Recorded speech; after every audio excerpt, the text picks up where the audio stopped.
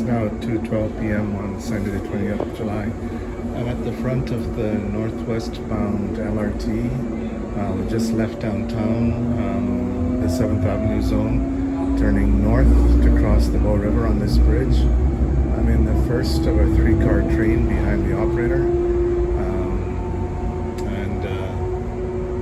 There's Peace Bridge, the $25 million bridge that's worth every penny, photographed and visited from around the world for its beauty and its engineering prowess. More river flood abatement work happening there beside Memorial Drive. There's a gentleman sitting to my left, so I won't be filming to my left, but I'll film from the front and to the side here. This is Kensington, Hillhurst-Sunnyside area, and yeah, these are freight cars that are being repurposed. Sometimes they're used for housing. In this case, they're used for a park. Sunnyside Station. That's that Safeway that is kind of an anchor in Sunnyside. A very popular grocery store, as well as I think there's 1 or 2 small independent outlets. And yeah, a park-like environment for the train station, with community center kind of bulletin board. So a real community feel here. And then later on I'll stand up and show you the $1 million view, because we're going to go up that hill from the glacial river valley, Bow River Valley that we're in right now. And we're going to go up the escarpment to North Hill. And I'll be filming over the left to show you the kind of view that we have in Calgary. That's 14th Street over, or 10th Street over there, and you'll see 10th Street and then 14th Street, and the views for these roads that are major commuter roads for people living to the north. So here we go for some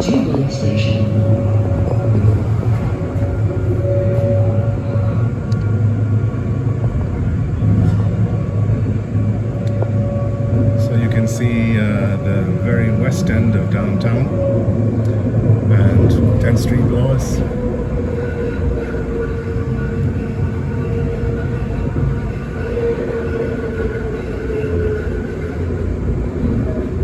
Not bad, eh? Part of the $1 million view.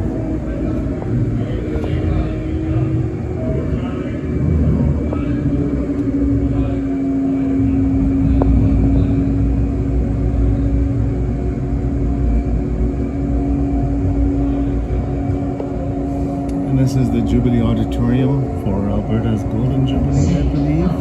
So 1955. And Alberta University of the Arts used to be known as Alberta College of the Arts. It got upgraded. ACA was derisively called Alberta Cardboard Art because some of the art that was on display publicly. And this is Taylor Family Campus. Taylor families.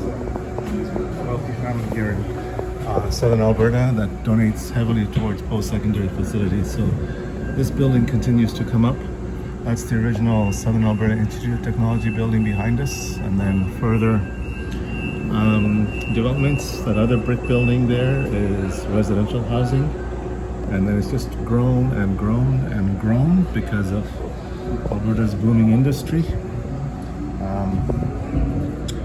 And SAIT has gone through a few logo changes, and it's irritated some professors in the traditional mechanical, electrical, plumbing trades when they say SAIT is a new way of doing things, and they go, yeah, but we're the main revenue and profit generators. Automotive Center, I don't know who Clayton Carroll is. I used to work with a Clayton Carroll, but not that guy, maybe a relative, son, grandson. This is North Hill Mall, which suffered, was very popular for the 1950s, but it suffered e-commerce and the shift further out to further suburbs and megabulk stores. So Sears Canada went bankrupt as well. Cal Tire, a very well-regarded, successful, I hope, tire business based in Western Canada, based on high service. You can go to any Cal Tire if you bought your cars there and do free air checks, and they'll check over your tires, of course upsell you if they need it. And then these are the professional centers, medical, etc. on the south end of the mall, and then can't remember what it was that was here, but now it's 2 residential towers focused for seniors. And this is sort of the way things will go, is where enclosed malls, because of their high heating, property tax costs, obsolete mechanical and HVAC equipment, will give way to malls. Give way to housing.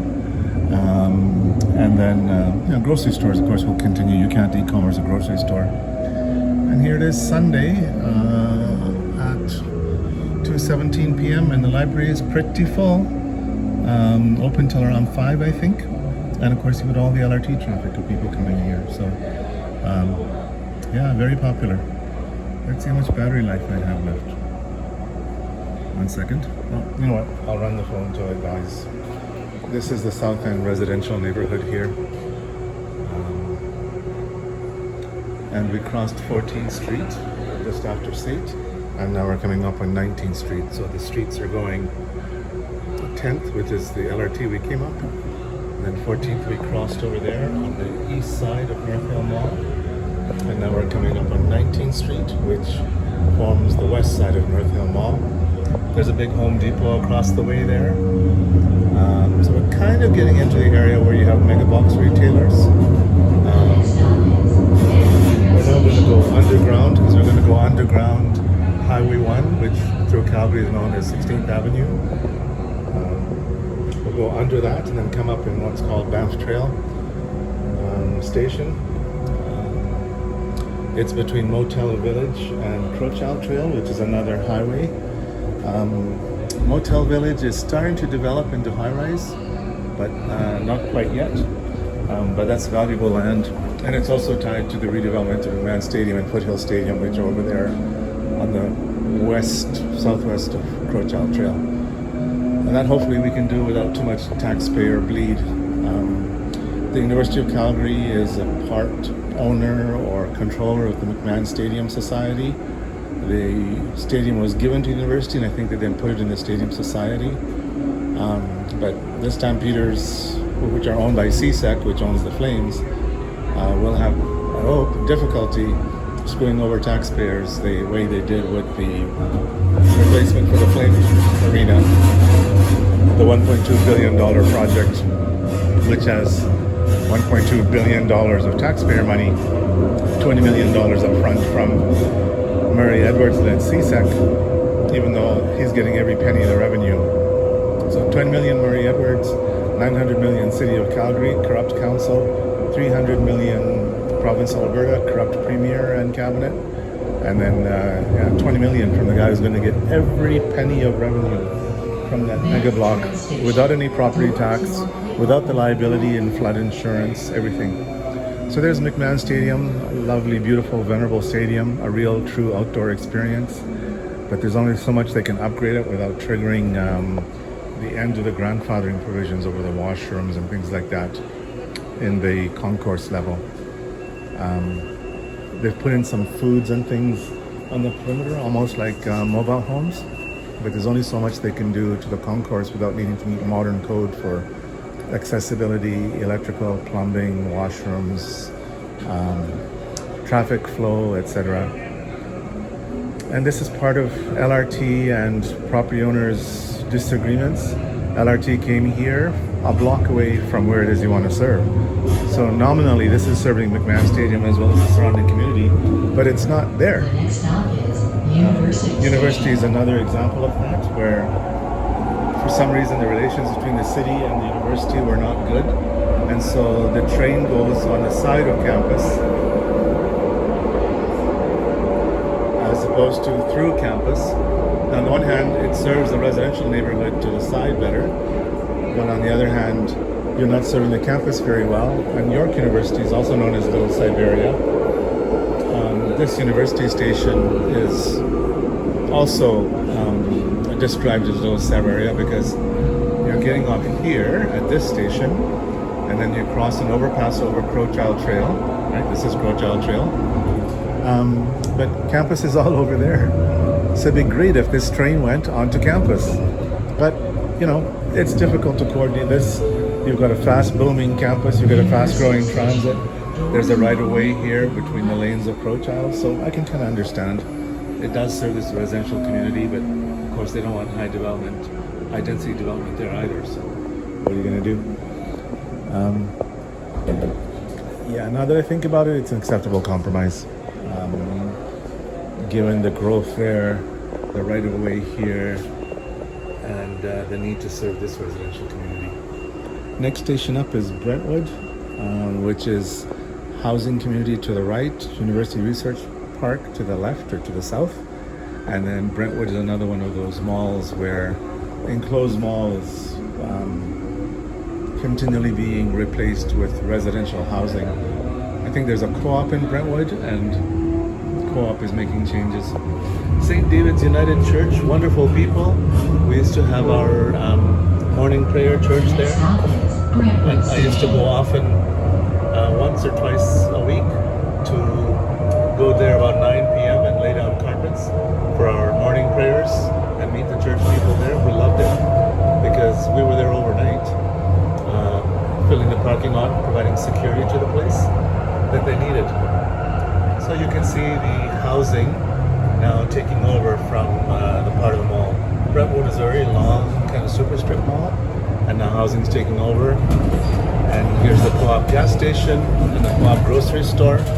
So I think it's just a matter of economic demand that will have this co-op replaced with housing. And there's the University Research Park on this side, on the south side. Crowchild runs northwest, right? So this is kind of on the west and kind of on the south as well. So lots of research facilities. I think that was the Suncor Research Building over there, which got donated to University of Calgary as a major donation. There's another building, Petro-Canada gave its research center away to the university. So it's not needed as much for research, especially with the cutback in exploration and development because of carbon overload in the atmosphere. So these facilities are then donated to the university, who happily laps them up because Calgary is growing and the university is growing.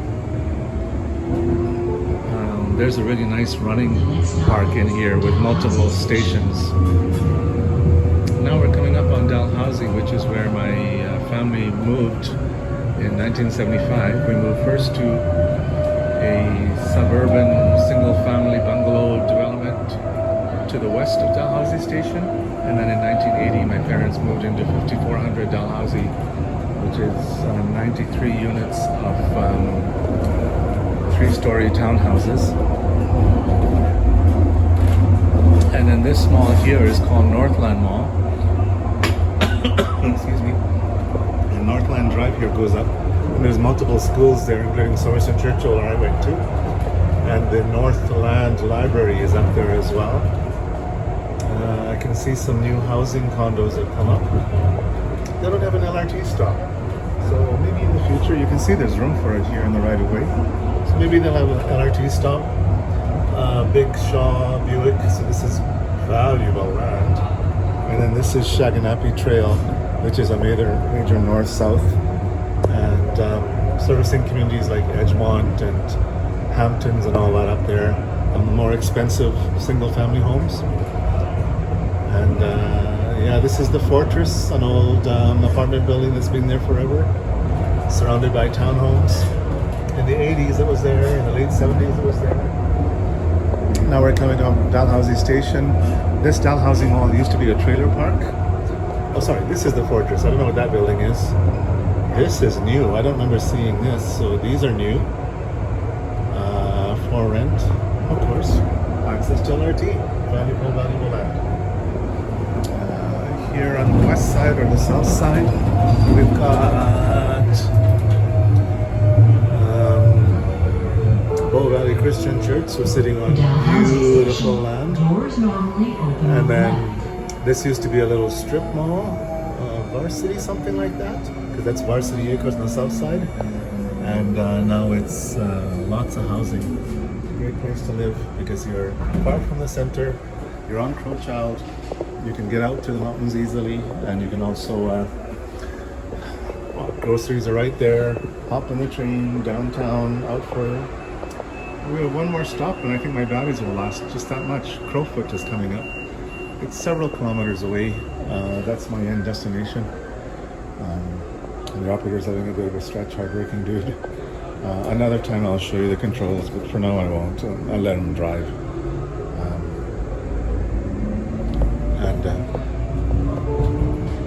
Yeah, you'll see there are these sort of pink condos, low-rise apartments that were built on the south side of Dalhousie Drive.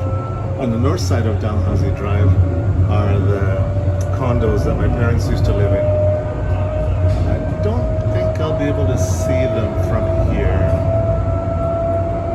And then this was like acreages, which it might still be. There's some housing there, but I think they kept the low density aspect of it. Now it's almost a gated community. And we're heading towards Crowfoot, quite a ways away yet. This is Sarcee Trail, which runs, again, quite far north to the housing neighborhoods, goes south. And then, I don't know if it's direct, but it does eventually connect with Signal Hill down there. And then Sarcee Trail goes on to connect with West Hills Mall in the southwest part of town, and then it curves to go to Glenmore Trail, and I think around there is also some connection to the Ring Road. Crowfoot, I believe, is before the Ring Road. I'm not sure. I think so. Tuscany seems more closer to the Ring Road. We'll see when we get to Tuscany. I think is more closer to the Ring Road. 16 minutes on this video. It hasn't rained on me yet, so I'll be getting off at Crowfoot. I'm going to eat at Brewster's Brew Pub. We'll see how long my phone battery lasts. I'll be recharging at Brewster's. So nice, flat, straight away, easy right of way for future stations if there's density. Otherwise, Dalhousie to Crowfoot, that's fine. We're more into a car neighborhood here, but it's smart to have transit out here as well. This is an affluent neighborhood, so it's got good transit. In the northeast, that's a lot of transit road interference because the transit came up late because they weren't serving that neighborhood as well as they were serving the more affluent neighborhoods in the south and the northwest. But you can always move here. Westview Baptist, friendly ways between operators. They might meet 100 times a day and they'll still wave, so I like that. So we're coming up on the parking that's available on the south or the west side of Crowfoot, southwest side. And then there's a bus loop here, and then this is a big loop of retail and professional centers on that. And that's where I'll be getting off. There's my backpack, and there's my bag, which has the mailing that I picked up at Luke's Drug Mart. And I'm going to kill my camera so I can handle things.